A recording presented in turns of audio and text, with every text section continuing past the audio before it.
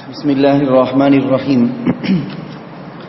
دو غیر معمولی شخصیتوں کی آمد اور ظہور کا آپ صلی اللہ علیہ وسلم نے ذکر فرمایا ہے۔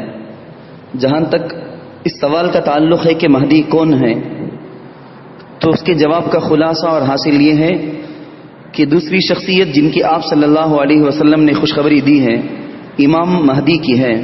امام مہدی نہ نبی ہوں گے، نہ ان پر اللہ تعالیٰ کی طرف سے احکام کا نزول ہوگا، نہ اللہ کی طرف سے ان سے کہا جائے گا کہ میں نے تم کو مہدی بنایا ہے۔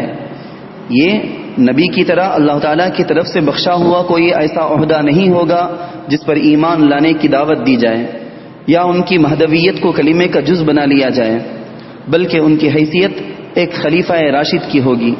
ان کا سب سے اہم کارنامہ اللہ کے راستے میں جہاد اور عدل و انصاف کا قیام ہوگا۔ وہ اس امت کے آخری مجدد اور خلیفہ راشد ہوں گے۔ نہ وہ مہدویت کا دعویٰ کریں گے اور نہ لوگوں کو اپنے آپ پر ایمان لانے کے لیے کہیں گے، نہ لوگوں کو اپنے اوپر ایمان لانے کے لیے کہیں گے، بلکہ وہ صلحاء امت میں سے ایک عظیم شخصیت ہوں گی۔ لوگ ان کے ہاتھوں پر اطاعت اور جہاد کی بیعت کریں گے، جیسا کہ خلفاء راشدین کے ہاتھوں پر صحابہ نے کی تھی۔ یہ لوگ ان علامتوں سے پہچانیں گے، ان علامتوں سے پہچانیں گے جو رسول اللہ صلی اللہ علیہ وسلم نے بتائی ہیں، اور اصرار کر کے ان کے ہاتھوں پر بیعت کریں گے۔